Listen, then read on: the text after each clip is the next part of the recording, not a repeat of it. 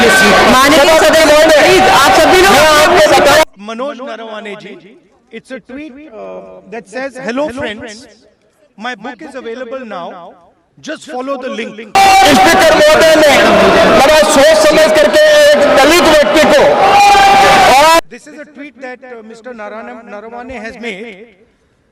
You can look into the tweet. So the point I'm making is, and I believe the army chief. Congress party के नेता राहुल गांधी के इशारे पर उनके जो एक दलित व्यक्ति हमारे No. Please listen to what I said.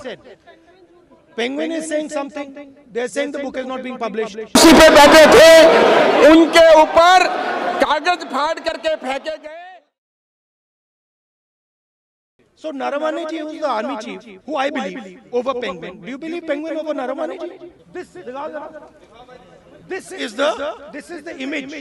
ಪ್ರಜಾಪ್ರಭುತ್ವ ಸಮಾಜದಲ್ಲಿ ಎಲ್ಲ ಧ್ವನಿಗಳಿಗೂ ಅವಕಾಶ ಇರಬೇಕಾಗುತ್ತೆ, ಸಮಾನ ಅವರಿಗೂ ಸಹ ಒಂದು ಮಾನ್ಯತೆಯನ್ನು ನೀಡಬೇಕಾಗುತ್ತೆ. ಆದರೆ ಇತ್ತೀಚಿನ ದಿನಗಳಲ್ಲಿ ಆ ರೀತಿಯ ಒಂಥರ ವಾತಾವರಣ ಕಂಡು ಬರ್ತಿಲ್ಲ ಅನ್ನೋದು ಸ್ಪಷ್ಟವಾಗ್ತಾ ಇರುವಂಥದ್ದು. ಯಾಕಂದರೆ ಸದ್ಯ ಈ ವಿಚಾರ ಯಾಕೆ ಮಾತಾಡ್ತಾ ಇರುವುದು ಅಂತಂದರೆ, ಸದ್ಯ ಲೋಕಸಭೆಯ ಅಧಿವೇಶನ ನಡೀತಾ ಇದೆ, ಬಜೆಟ್ ಅಧಿವೇಶನ ನಡೀತಾ ಇದೆ, ಜೊತೆಗೆ ರಾಷ್ಟ್ರಪತಿಗಳ ವಂದನಾ ನಿರ್ಣಯ ಅಂದರೆ ಅವ್ರ ಭಾಷಣದ ಮೇಲಿನ ವಂದನಾ ನಿರ್ಣಯದ ಕುರಿತು ಚರ್ಚೆ ನಡೀತಾ ಇರುವಂಥದ್ದು. ಲೋಕಸಭೆ ಅಧಿವೇಶನ ನವದೆಹಲಿಯಲ್ಲಿ ನಡೀತಾ ಇದೆ. ಈ ಸಂದರ್ಭದಲ್ಲಿ ಆ ಲೋಕಸಭೆಯಲ್ಲಿ ಪರ ವಿರೋಧದ ಧ್ವನಿಗಳಿಗೆ ಅವಕಾಶ ಇಲ್ಲವಾಯ್ತಾ ಅನ್ನೋ ಪ್ರಶ್ನೆಯು ಇದೀಗ ಎಲ್ಲರಲ್ಲೂ ಕಾಡ್ತಾ ಇರುವಂಥದ್ದು. ಒಂದು ಕಡೆ ಆಡಳಿತ ಪಕ್ಷದ ಧ್ವನಿಯನ್ನು ಎತ್ತರಕ್ಕೇರಿಸಲಾಗುತ್ತೆ, ವಿರೋಧ ಪಕ್ಷದ ಧ್ವನಿಯನ್ನು ಅಡಗಿಸಲಾಗ್ತಿದೆ ಎಂಬ ಆರೋಪಗಳು ಸಹ ಲೋಕಸಭಾ ಸ್ಪೀಕರ್ ಓಂ ಬಿರ್ಲಾ ಅವರ ಮೇಲೆ ಕೇಳಿಬಂದಿರುವಂಥದ್ದು. ಇದಕ್ಕೆ ಖುದ್ದಾಗಿ ಕಾಂಗ್ರೆಸ್ ಸಂಸದರು ಲೋಕಸಭಾ ಸ್ಪೀಕರ್ ವಿರುದ್ಧ ಅವಿಶ್ವಾಸ ನಿರ್ಣಯ ಮಂಡನೆಗೆ ಸಿದ್ಧತೆಯನ್ನು ಮಾಡಿಕೊಂಡಿರುವಂಥದ್ದು. ಈಗಾಗಲೇ ಒಟ್ಟು 119 ಸಂಸದರು ಸಹಿ ಹಾಕಿ ಆ ಸಹಿಯ ಪ್ರತಿಯನ್ನು ಲೋಕಸಭೆ ಸೆಕ್ರೆಟರಿ ಉತ್ಪಲ್ ಕುಮಾರ್ ಅವರಿಗೆ ರವಾನಿಸಿರುವಂಥದ್ದು.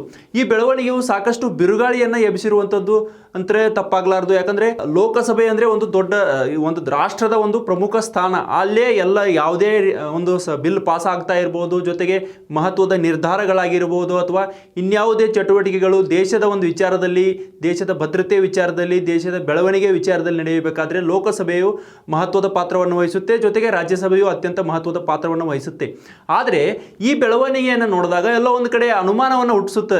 ಲೋಕಸಭಾ ಸ್ಪೀಕರ್ ಅವರು ಏಕಪಕ್ಷೀಯವಾಗಿ ನಡೆದುಕೊಳ್ತಾ ಇದ್ದಾರೆ, ಕೇವಲ ಆಡಳಿತ ಪಕ್ಷದವರಿಗೆ ಮಾತನಾಡಲು ಅವಕಾಶ ಕೊಡ್ತಾ ಇದ್ದಾರೆ, ವಿರೋಧ ಪಕ್ಷದವರಿಗೆ ಅವಕಾಶ ನೀಡ್ತಾ ಇಲ್ಲ. ಅದರಲ್ಲೂ ಲೋಕಸಭೆ ವಿಪಕ್ಷ ನಾಯಕ ರಾಹುಲ್ ಗಾಂಧಿ ಅವರಿಗೂ ಸಹ ಅಲ್ಲಿ ಅವಕಾಶವನ್ನು ನೀಡಲಾಗ್ತಾ ಇಲ್ಲ ಅನ್ನೋ ಆರೋಪವನ್ನು, ಗಂಭೀರ ಆರೋಪವನ್ನು ಕಾಂಗ್ರೆಸ್ ಸಂಸದರು ಜೊತೆಗೆ ವಿಪಕ್ಷಗಳ ಇಂಡಿಯಾ ಕೂಟದ ಎಲ್ಲ ನಾಯಕರು ಸ್ಪೀಕರ್ ಓಂ ಬಿರ್ಲಾ ವಿರುದ್ಧ ಮಾಡ್ತಾ ಇರುವಂಥದ್ದು.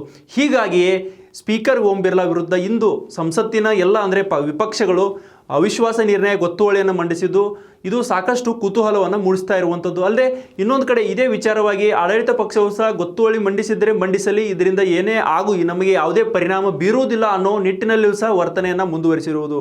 ಪ್ರಮುಖವಾಗಿ ನೋಡಬೇಕಾದ್ರೆ ಕಾಂಗ್ರೆಸ್ ಅಂದರೆ ಲೋಕಸಭೆಯ ವಿರೋಧ ಪಕ್ಷದ ನಾಯಕ ರಾಹುಲ್ ಗಾಂಧಿ ಅವರು ಕೆಲವೊಂದು ಪ್ರಮುಖ ವಿಚಾರಗಳನ್ನು ಇಟ್ಕೊಂಡು ಲೋಕಸಭೆಯಲ್ಲಿ ಮಾತನಾಡಲು ಪ್ರಯತ್ನಿಸುತ್ತಿದ್ದಾಗ ಲೋಕಸಭೆಯ ಸ್ಪೀಕರ್ ಅವರು ಅಡ್ಡಿಪಡಿಸಿದ್ರು ಅನ್ನೋ ಆರೋಪವನ್ನು ಮಾಡಿದ್ರು. ಜೊತೆಗೆ ಮುಖ್ಯವಾಗಿ ಸದ್ಯದಲ್ಲೇ ಚರ್ಚೆ ಇರುವಂಥ ಜೆಫ್ರಿ ಎಪ್ಸ್ಟೀನ್ ಫೈಲ್ ಅಂದರೆ ಕುಖ್ಯಾತ ಲೈಂಗಿಕ ಕಿರುಕುಳ ಹಗರಣದ ಒಂದು ದಾಖಲೆಗಳನ್ನು ಇಟ್ಕೊಂಡು ಅಂದರೆ ಪ್ರಪಂಚದ ದಿಗ್ಗಜರ ಲೈಂಗಿಕ ದಾಖಲೆಗಳು ತನ್ನ ಬಳಿ ಇದೆ ಅನ್ನೋದನ್ನು ಸಾಬೀತುಪಡಿಸಿ ಅಮೆರಿಕದಲ್ಲಿ ಆ ದಾಖಲೆಗಳನ್ನು ಬಿಡುಗಡೆ ಮಾಡಿರುವ ಜೆಫ್ರಿ ಎಪ್ಸ್ಟೀನ್ ಫೈಲ್ ಬಗ್ಗೆಯೂ ಸಹ ರಾಹುಲ್ ಗಾಂಧಿ ಅವರು ಲೋಕಸಭೆಯಲ್ಲಿ ಮಾತನಾಡುವ ಒಂದು ಪ್ರಯತ್ನ ಮಾಡಿದ್ರು. ಜೊತೆಗೆ ಅದಲ್ಲದೆ ನಿವೃತ್ತ ಸೇನಾ ಜನರಲ್ ಅಂದರೆ ಮಹಾದೇವ್ ಮುಕುಂದ್ ನರವಣೆ ಅಂದರೆ MM ನರವಣೆ ಅವರು ಒಂದು ಆತ್ಮಚರಿತ್ರೆಯನ್ನು ಬರೆದಿದ್ರು. ಆ ಆತ್ಮಚರಿತ್ರೆಯಲ್ಲಿ ಚೀನಾ ಹಾಗೂ ಭಾರತದ ಸಂಘರ್ಷ 2022ರಲ್ಲಿ ಯಾವ ರೀತಿಯಾಗಿತ್ತು, ಆ ಸಂದರ್ಭದಲ್ಲಿ ಕೆಲವೊಂದು ಸೂಕ್ಷ್ಮವಾದ ಅಂಶಗಳು ನಡೆದಿದ್ವು, ಕೆಲವೊಂದು ಘಟನೆಗಳು ನಡೆದಿದ್ವು.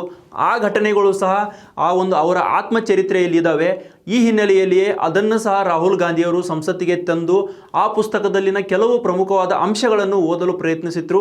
ಆದರೆ ಸದನದ ನಿಯಮಾವಳಿಗಳ ಪ್ರಕಾರ ಇದು ಅಪರಾಧವಾಗುತ್ತದೆ, ಇದು ಕಾನೂನು ಬಾಹಿರವಾದ ಚಟುವಟಿಕೆ ಆಗುತ್ತದೆ ಅನ್ನೋ ನಿಟ್ಟಿನಲ್ಲಿ ರಾಹುಲ್ ಗಾಂಧಿ ಅವರಿಗೆ ಆ ಒಂದು ಪುಸ್ತಕವನ್ನು ಓದಲು ಸಹ ಒಂದು ಸ್ಪೀಕರ್ ಅವರು ಅವಕಾಶವನ್ನು ನೀಡಲಿಲ್ಲ. ಜೊತೆಗೆ ಮುಖ್ಯವಾಗಿ ಲೋಕಸಭಾ ಸ್ಪೀಕರ್ ಓಂ ಬಿರ್ಲಾ ಅವರ ಮೇಲೆ ಆರೋಪಗಳ ಸುರಿಮಳೆಯನ್ನೇ ಕಾಂಗ್ರೆಸ್ ಸಂಸದರು, ಇಂಡಿಯಾ ಬ್ಲಾಕ್ ಸಂಸದರು, ಜೊತೆಗೆ ಎಲ್ಲ ವಿಪಕ್ಷಗಳ ಒಕ್ಕೂಟದ ನಾಯಕರು ಸ್ಪೀಕರ್ ಅವರ ವಿರುದ್ಧ ಈ ರೀತಿಯಾದ ಒಂದು ಗೊತ್ತುವಳಿಯನ್ನು ಮಂಡನೆ ಮಾಡಿರುವುದು ಸಾಕಷ್ಟು ಒಂದು ಚರ್ಚೆಗೆ ಕಾರಣವಾಗಿರುವಂಥದ್ದು. ಆದರೆ ಇಲ್ಲಿ ನೋಡಬೇಕಾದ ವಿಚಾರ ಅಂದರೆ ಇಂಡಿಯಾ ಬ್ಲಾಕ್ದ ಮಿತ್ರ ಪಕ್ಷವಾದ TMC ಈ ಒಂದು ಪಿಟಿಷನ್ಗೆ ಅಂದರೆ ಈ ಸ್ಪೀಕರ್ ಅವರ ವಿರುದ್ಧದ ನಿರ್ಣಯಕ್ಕೆ ಸಹಿ ಹಾಕಿಲ್ಲ ಅನ್ನೋದು ಇಲ್ಲಿ ಸೂಕ್ಷ್ಮವಾದ ವಿಚಾರ, ಗಮನಿಸಬೇಕಾದ ವಿಚಾರ. ಯಾಕಂದರೆ ಅಂದರೆ ಅಭಿಷೇಕ್ ಬ್ಯಾನರ್ಜಿ, TMC ಸಂಸದ ಅಭಿಷೇಕ್ ಬ್ಯಾನರ್ಜಿ ಅವರು ಹೇಳಿದರು, ಲೋಕಸಭಾ ಸ್ಪೀಕರ್ ವಿರುದ್ಧ ನೀವು ಈಗ ಅವಿಶ್ವಾಸ ನಿರ್ಣಯವನ್ನು ಮಂಡಿಸಿದ್ದೀರಿ, ಆದರೆ ನಾವು ಅದಕ್ಕೆ ಸಹಿ ನೀಡುವುದಿಲ್ಲ, ಸಹಿ ಹಾಕುವುದಿಲ್ಲ, ನಾವು ಇದನ್ನು ಬೆಂಬಲಿಸುವುದಿಲ್ಲ. ಆದರೆ 3 ದಿನಗಳ ಕಾಲ ಅವರಿಗೆ ಕಾಲಾವಕಾಶವನ್ನು ನೀಡಬೇಕು. ನಿಮ್ಮ ಯಾವ ಒಂದು ಬೇಡಿಕೆಗಳಿದಾವಲ್ಲ ಆ ಬೇಡಿಕೆಗಳ ಕುರಿತು ಅವರಿಂದ ಸ್ಪಷ್ಟನೆ ಬಂದ ಬಳಿಕ ಬೇಕಾದರೆ ನಾವು ಸಹಿಯನ್ನು ಹಾಕ್ತೀವಿ, ಲೋಕಸಭೆ ಸ್ಪೀಕರ್ ವಿರುದ್ಧ ಅವಿಶ್ವಾಸ ಗೊತ್ತುವಳಿಗೆ ನಾವು ಸಹ ಬೆಂಬಲವನ್ನು ನೀಡ್ತೀವಿ ಅನ್ನೋ ನಿಟ್ಟಿನಲ್ಲಿ ಅಭಿಷೇಕ್ ಬ್ಯಾನರ್ಜಿ ಅವರು ಹೇಳಿರುವಂಥದ್ದು. ಒಂದು ಕಡೆ ವಿರೋಧ ಪಕ್ಷದಲ್ಲೇ ಗುರುತಿಸಿಕೊಂಡಿರೋ ಕಾಂಗ್ರೆಸ್ ಜೊತೆಗೆ ಇನ್ನಿತರ ಪಕ್ಷಗಳು ಘಂಟಾಘೋಷವಾಗಿ ಹೇಳುತ್ತವೆ ಸ್ಪೀಕರ್ ಅವರನ್ನು ಪದಚ್ಯುತಗೊಳಿಸಬೇಕು ಅನ್ನೋ ನಿಟ್ಟಿನಲ್ಲಿ ತಮ್ಮ ಹೋರಾಟವನ್ನು ಮುಂದುವರಿಸಿದರೆ, ಅದೇ ಪಕ್ಷದ ಅಂದರೆ ಅದೇ ಕೂಟದ ಭಾಗವಾಗಿರುವ TMC ಎಲ್ಲ ಒಂದು ಕಡೆ ವಿಭಿನ್ನ ರಾಗವನ್ನು ಹೇಳ್ತಾ ಇರುವುದು ಸಹ ಸಾಕಷ್ಟು ಅನುಮಾನವನ್ನು ಸಹ ಮುಟ್ಟಿಸುವಂಥದ್ದು. ಆದರೆ ಕಾಂಗ್ರೆಸ್ ಸಂಸದರು ಹೇಳೋ ಪ್ರಕಾರ 94C ಆರ್ಟಿಕಲ್ 94C ಪ್ರಕಾರ ನಾವು ಲೋಕಸಭಾ ಸ್ಪೀಕರ್ ವಿರುದ್ಧ ಅವಿಶ್ವಾಸ ಗೊತ್ತುವಳಿಯನ್ನು ಮಂಡನೆ ಮಾಡಿದ್ದೀವಿ, ಇದು ಪಾಸ್ ಆಗಲೇಬೇಕು ಅನ್ನೋ ನಿಟ್ಟಿನಲ್ಲಿ ಅವರು ಪಟ್ಟನ್ನು ಹಿಡಿದಿರುವಂಥದ್ದು. ಹಾಗಾದರೆ 94C ಅಂದರೆ ಏನು, ಇದರಲ್ಲಿ ಯಾವೆಲ್ಲ ಅಂಶಗಳಿದ್ದಾವೆ, ಲೋಕಸಭಾ ಸ್ಪೀಕರ್ ಅರ್ಹತೆ ಯಾವೆಲ್ಲ ಇದೆ, ಅಂದರೆ ಲೋಕಸಭಾ ಸ್ಪೀಕರ್ ಅವರನ್ನು ಯಾವ್ಯಾವ ಸಂದರ್ಭಗಳಲ್ಲಿ ಪದಚ್ಯುತಗೊಳಿಸಬಹುದು, ಅವರ ವಿರುದ್ಧ ಅವಿಶ್ವಾಸ ಗೊತ್ತುವಳಿಯನ್ನು ನಿರ್ಣಯವನ್ನು ಮಂಡನೆ ಮಾಡಬಹುದು ಅನ್ನೋದನ್ನು ಸೂಕ್ಷ್ಮವಾಗಿ ನೋಡಿದಾಗ ನಮಗೆ ಅರ್ಥವಾಗುತ್ತದೆ. 94C ಇದು ಲೋಕಸಭಾ ಸ್ಪೀಕರ್ ಅವರಿಗೆ ಸಂಬಂಧಪಟ್ಟ ಒಂದು ಆರ್ಟಿಕಲ್ ಆಗಿದೆ. ಇದರಲ್ಲಿ ಕೆಲವು ಪ್ರಮುಖವಾದ ಅಂಶಗಳನ್ನು ಇಲ್ಲಿ ಒಂದು ಮೆನ್ಷನ್ ಮಾಡಿರುವಂಥದ್ದು, ಇದ್ರ ಬಗ್ಗೆ ನಾವು ನೋಡಿದಾಗ ಅರ್ಥವಾಗುತ್ತದೆ. ಪ್ರಮುಖವಾಗಿ ಭಾರತೀಯ ಸಂವಿಧಾನದ 94C ವಿಧಿಯು ಲೋಕಸಭೆಯ ಸ್ಪೀಕರ್ ಮತ್ತು ಡೆಪ್ಟಿ ಸ್ಪೀಕರನ್ನು ಇವರಿಬ್ಬರು ಸ್ಥಾನಗಳಿಂದ ತೆಗೆದುಹಾಕಲು ಒಂದು ಅವಕಾಶವನ್ನು ನೀಡುತ್ತದೆ. ಮುಖ್ಯವಾಗಿ ಸ್ಪೀಕರನ್ನು ಸರಳ ಬಹುಮತದ ಸಂಸದರಿಂದ ತೆಗೆದುಹಾಕಬಹುದಾಗಿರುವಂಥದ್ದು. ಇದಕ್ಕೆ 14 ದಿನಗಳ ಸೂಚನೆಯ ಅಗತ್ಯವಿದೆ. ಅಂದರೆ ಇದಕ್ಕೆ 14 ದಿನಗಳ ಮುನ್ಸೂಚನೆಯ ಅಗತ್ಯವೂ ಇರುವಂಥದ್ದು. ಈ ಸೂಚನೆಯು ಲಿಖಿತವಾಗಿರಬೇಕು ಮತ್ತು ಕನಿಷ್ಠ 50 ಸಂಸದರು ಸಹಿ ಹಾಕಿರಬೇಕು. ಅಲ್ಲದೆ ಸೂಚನೆಯನ್ನು ಸ್ವೀಕರಿಸಿದ ನಂತರ ಉಪ ಸ್ಪೀಕರ್ ಅಥವಾ ಇನ್ನೊಬ್ಬ ಹಿರಿಯ ಸದಸ್ಯರು ಈ ಮುಂದಿನ ಕ್ರಮಗಳನ್ನು ಪ್ರಾರಂಭಿಸುತ್ತಾರೆ ಅನ್ನೋದು 94C ಆರ್ಟಿಕಲ್ 94C ಇದು ಹೇಳಿರುವಂಥದ್ದು. ಸಂವಿಧಾನದಲ್ಲಿ ಇದು ಉಲ್ಲೇಖಿತವಾಗಿದೆ. ಇನ್ನು ಮತ್ತೊಂದು ವಿಚಾರ ಅಂದರೆ ಈ ನಿರ್ಣಯಕ್ಕೆ ಲೋಕಸಭೆಯಲ್ಲಿ ಹಾಜರಿರುವ ಮತ್ತು ಮತ ಚಲಾಯಿಸುವ 50% ಸಂಸದರ ಬೆಂಬಲ ಮತ್ತು ಒಬ್ಬ ಸಂಸದರ ಬೆಂಬಲವೂ ಸಹ ಇರಲೇಬೇಕಾಗುತ್ತದೆ. ಇದರರ್ಥ ಸರ್ಕಾರದ ಬಹುಮತವನ್ನು ಸಾಬೀತುಪಡಿಸಲು ಅಗತ್ಯವಿರುವ 2/3 ಬಹುಮತದ ಅಗತ್ಯವಿಲ್ಲ ಅನ್ನೋದು ಇಲ್ಲಿ ನಾವು ಸೂಕ್ಷ್ಮವಾಗಿ ಗಮನಿಸಬೇಕಾದ ವಿಚಾರ. ಯಾಕಂದರೆ ಒಂದು ವೇಳೆ ನಿರ್ಣಯವು ಅಂಗೀಕಾರವಾದರೆ ಸ್ಪೀಕರ್ ತಕ್ಷಣವೇ ರಾಜೀನಾಮೆಯನ್ನು ನೀಡಬೇಕಾದ ಸನ್ನಿವೇಶ ಎದುರಾಗುತ್ತದೆ. ಅವರು ಸಂಸತ್ತಿನ ಸದಸ್ಯರಾಗಿ ಉಳಿದಿದ್ದರೂ ಅವರು ಸದನದ ಅಧ್ಯಕ್ಷರಾಗುವುದನ್ನು ಇಲ್ಲಿ ತಪ್ಪಿಸಲಾಗುತ್ತದೆ. 94C ಪ್ರಕಾರ ಅವರು ಸಂಸತ್ತಿನ ಅಂದರೆ ಅಧ್ಯಕ್ಷರಾಗುವುದು ತಪ್ಪಿಸಲಾಗ್ತಾ ಇದೆ. ಇದರರ್ಥ ಲೋಕಸಭೆಯಲ್ಲಿ ನೂತನ ಸ್ಪೀಕರ್ ಅವರು ಅಲ್ಟಿಮೇಟ್ಲಿ ಆಯ್ಕೆ ಆಗ್ತಾರೆ ಅನ್ನೋದು 94C ಒಂದು ಈ ಸಂವಿಧಾನದ ಪ್ರಕಾರ 94C ಆರ್ಟಿಕಲಲ್ಲಿ ಉಲ್ಲೇಖಿತವಾಗಿರುವಂಥ ಅಂಶಗಳಾಗಿವೆ. ಆದರೆ ಯಾಕೆ ಈ ರೀತಿಯ ಪ್ರಕ್ರಿಯೆಗಳು ನಡೀತವೆ ಅನ್ನೋದನ್ನು ಇಲ್ಲಿ ನಾವು ನೋಡಿದಾಗ ಅರ್ಥವಾಗುತ್ತೆ. ವಾಸ್ತವವಾಗಿ ಸ್ಪೀಕರ್ ಓಂ ಬಿರ್ಲಾ ವಿರುದ್ಧ ಅವಿಶ್ವಾಸ ನಿರ್ಣಯ ಮಂಡಿಸುವ ಮನಸ್ಥಿತಿಯಲ್ಲಿ ಪ್ರತಿಪಕ್ಷಗಳು ಈಗಾಗಲೇ ಅದರ ರೀತಿಯಾದ ತಯಾರಿಯನ್ನು ಮಾಡಿದ್ವೆ, ಈಗಾಗಲೇ ಸಹಿಯನ್ನು ಹಾಕಿವೆ. ಆದರೆ ಇದ್ದಕ್ಕಿದ್ದಂತೆ ರಾಹುಲ್ ಗಾಂಧಿ ಮತ್ತು ಇತರ ಸಂಸದರಿಗೆ ಮಾತನಾಡಲು ಲೋಕಸಭೆಯಲ್ಲಿ ಅದರಲ್ಲೂ ಸಂಸತ್ನಲ್ಲಿ ಅವಕಾಶ ನೀಡ್ತಿಲ್ಲ ಎನ್ನೋ ಆರೋಪ ಅವರು ಅಂದರೆ ಸ್ಪೀಕರ್ ಓಂ ಬಿರ್ಲಾ ಅವರ ಮೇಲೆ ಇರುವಂಥದ್ದು. ಹೀಗಾಗಿಯೇ ಕೆಲವು ವಿರೋಧ ಪಕ್ಷದ ಸಂಸದರು ಪ್ರಧಾನಿ ಮೋದಿ ಮೇಲೆ ಅನಿರೀಕ್ಷಿತ ದಾಳಿ ನಡೆಸುವ ಭಯವನ್ನು ಅವರು ಅಂದರೆ ಲೋಕಸಭಾ ಸ್ಪೀಕರ್ ಅವರು ವ್ಯಕ್ತಪಡಿಸಿದ್ರು. ಅವರು ಬಹಿರಂಗವಾಗಿಯೇ ಈ ವಿಚಾರವನ್ನು ಹಂಚಿಕೊಂಡಿದ್ದರು ಸಭೆಯಲ್ಲಿ ಅಥವಾ ಇನ್ನಿತರ ಪಕ್ಷದ ನಾಯಕರ ಬಳಿ ಎಂದು ಹೇಳಲಾಗ್ತಾ ಇರುವಂಥದ್ದು. ಈ ಕಾರಣಕ್ಕಾಗಿಯೇ ಕೆಲವು ವಿರೋಧ ಪಕ್ಷರು ಪ್ರಧಾನಿ ಮೋದಿ ಮೇಲೆ ಅನಿರೀಕ್ಷಿತ ದಾಳಿ ನಡೆಸುವ ಭಯವನ್ನು ವ್ಯಕ್ತಪಡಿಸಿದ ನಂತರ ಪ್ರತಿಪಕ್ಷಗಳು ಅವರ ಬಗ್ಗೆ ಇನ್ನಷ್ಟು ಅಸಮಾಧಾನಗೊಂಡಂತೆ ಕಾಣ್ತಿರುವಂಥದ್ದು. ಯಾಕಂದರೆ ಅಲ್ಟಿಮೇಟ್ಲಿ ನೇರವಾಗಿ ಪ್ರತಿಪಕ್ಷಗಳ ವಿರುದ್ಧವೇ ಸ್ಪೀಕರ್ ಓಂ ಬಿರ್ಲಾ ಅವರು ಒಂದು ಆರೋಪವನ್ನು ಮಾಡ್ತಾರೆ. ಮೋದಿಯವರ ಮೇಲೆ ದಾಳಿಗೆ ಒಂದು ಸಂಚನ್ನು ರೂಪಿಸಲಾಗುತ್ತೆ ಅನ್ನೋ ಸ್ಫೋಟಕವಾದ ಮಾಹಿತಿಯನ್ನು ಅವರು ಹೊರ ಹಾಕಿದ ನಂತರ ಅವರು ಟಾರ್ಗೆಟ್ ಆಗ್ತಾರೆ. ಅಂದರೆ ವಿಪಕ್ಷಗಳ ಟಾರ್ಗೆಟ್ ಆಗಿ ಓಂ ಬಿರ್ಲಾ ಅವರು ಕಾಣಿಸ್ಕೊಳ್ತಾರೆ. ಹೀಗಾಗಿ ಅವರಿಗೆ ಹೊಡೆತ ನೀಡಲು ಅವಿಶ್ವಾಸ ನಿರ್ಣಯ ಒಂದೇ ಒಂದು ದಾರಿ ಅನ್ನೋ ನಿಟ್ಟಿನಲ್ಲಿ ವಿಪಕ್ಷಗಳ ಸಂಸದರು ಒಂದು ಸಭೆ ಸೇರಿ ಆಲೋಚನೆ ಮಾಡುವ ಮೂಲಕ ಓಂ ಬಿರ್ಲಾ ಅವರಿಗೆ ಶಾಕ್ ನೀಡಲು ಮುಂದಾಗಿರುವಂಥದ್ದು. ಆದರೆ ಇನ್ನೊಂದು ವಿಚಾರ ನೋಡಬೇಕಾದ್ರೆ ಸ್ಪೀಕರ್ ಓಂ ಬಿರ್ಲಾ ಅವರನ್ನು ಪದಚ್ಯುತಗೊಳಿಸುವಂತೆ ಕರೆಗಳು ಇದೇ ಮೊದಲಲ್ಲ. ಈ ಹಿಂದೆಯೂ ಸಹ ಕೋರಂ ಕೊರತೆಯಿಂದಾಗಿ ಈ ಹಿಂದಿನ ಪ್ರಯತ್ನಗಳು ಸಹ ಒಂದು ವಿಫಲವಾಗಿತ್ತು ಅನ್ನೋದು ಇಲ್ಲಿ ಗಮನಾರ್ಹ ವಿಚಾರ.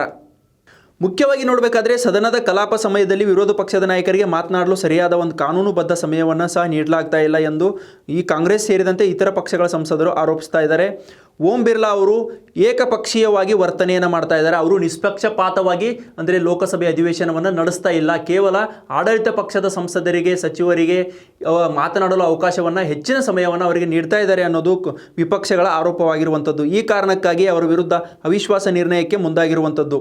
ಇನ್ನೊಂದು ವಿಚಾರ ನೋಡಬೇಕಾದ್ರೆ ಸಂವಿಧಾನದಲ್ಲಿ ಸ್ಪೀಕರ್ ಅವರನ್ನು ಪದಚ್ಯುತಗೊಳಿಸುವ ಅವಕಾಶವನ್ನು ನೋಡಿದಾಗ ಲೋಕಸಭೆ ಸ್ಪೀಕರ್ ಅವರನ್ನು ಪದಚ್ಯುತಗೊಳಿಸುವುದು ಅಥವಾ ಸ್ಪೀಕರ್ ಅವರ ಪದಚ್ಯುತಿಗೆ ಸೂಚನೆ ನೀಡುವುದು ಸಂಸದೀಯ ಸಂಪ್ರದಾಯದ ಒಂದು ಪ್ರಮುಖ ಭಾಗವಾಗಿದೆ ಎಂದು ವಿಶ್ಲೇಷಿಸಲಾಗ್ತಾ ಇರುವಂಥದ್ದು.